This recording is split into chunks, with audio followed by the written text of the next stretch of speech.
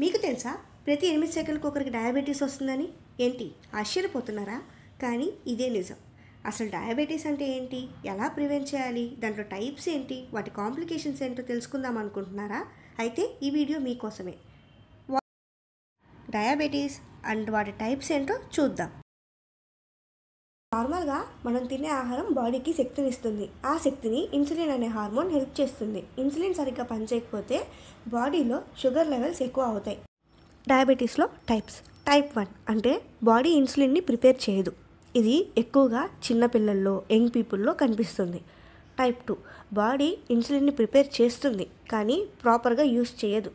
పెద్దవాళ్ళల్లో, ఎక్కువగా వెయిట్ ఉన్న వాళ్ళల్లో, అన్హెల్తీ ఫుడ్ని తింటున్న వాళ్ళల్లో కనిపిస్తుంది. గస్టేషనల్ అంటే ప్రెగ్నెన్సీ టైంలో వచ్చే డయాబెటీస్. ప్రీ డయాబెటీస్ అంటే షుగర్ హైగా ఉంటుంది కానీ డయాబెటిక్ రేంజ్లో కాదు. దీన్ని ముందుగా తెలుసుకోవడం చాలా important. Awareness is first step in protecting your health. Diabetes complications తెలుసుకునే ముందు ఈ వీడియోని డయాబెటీస్ ఉన్న వారితో షేర్ చేసి లైక్ చేయడం మర్చిపోకండి. డయాబెటీస్ రెటినోపతి అంటే ఏంటో తెలుసుకుందాం. కళ్ళల్లోని చిన్న బ్లడ్ వెజల్స్ డయాబెటీస్కి కారణమవుతాయి. దీనివల్ల చూపు మసకబారడం, చివరికి చూపు పోవడం కూడా జరగవచ్చు. డయాబెటిక్ నెఫ్రోపతి అంటే కిడ్నీస్ మన శరీరంలో క్లీన్ చేసే ఒక ఫిల్టర్స్ లాంటివి. ఎక్కువగా షుగర్ వల్ల ఇవి వీక్ అయ్యి యూరిన్లో ప్రోటీన్ రావడం జరుగుతుంది. చివరికి వాటి యొక్క ఎఫిషియన్సీ తగ్గిపోతుంది.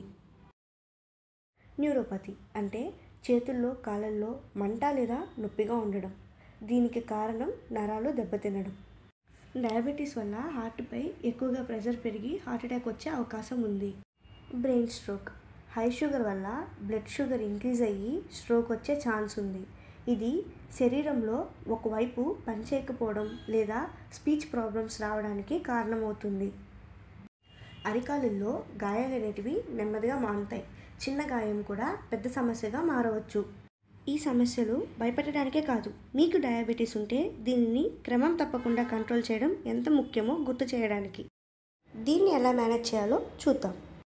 డాక్టర్ చెప్పినట్లు మందులు లేదా ఇన్సులిన్ అనేది క్రమం తప్పకుండా వాడాలి. ఇంకా డైట్, మనం ఎంత తింటున్నాం అనే దాని మీద ఒక కంట్రోల్ ఉండాలి. సర్టైన్ పోర్షన్ మాత్రమే తీసుకోవాలి. రోజుకు 30 నిమిషాలు నడవడం లేదా ఎక్సర్సైజ్ చేయడం వల్ల డయాబెటీస్ని కంట్రోల్లో ఉంచుతుంది. రెగ్యులర్ డాక్టర్ విజిట్, చెకప్స్కి వెళ్ళడం చాలా ఇంపార్టెంట్. దీని ద్వారా ఫ్యూచర్లో ప్రాబ్లమ్స్ని అవాయిడ్ చేయాలి. ఇంకా ప్రివెన్షన్, మీకు ఇప్పుడు డయాబెటీస్ లేకపోయినా ఆరోగ్యకరమైన లైఫ్ స్టైల్తో దీన్ని ప్రివెంట్ చేయొచ్చు. ఎలానో చూద్దాం. నేచురల్ ఫుడ్ తీసుకోవాలి. ప్యాకేజ్డ్ ఫుడ్, జంక్ ఫుడ్ని అవాయిడ్ చేయాలి. వెయిట్ని కంట్రోల్లో ఉంచాలి. ప్రతిరోజు యాక్టివ్గా ఉండాలి. స్మోకింగ్, ఆల్కహాల్ని అవాయిడ్ చేయాలి. స్ట్రెస్ని మేనేజ్ చేయాలి.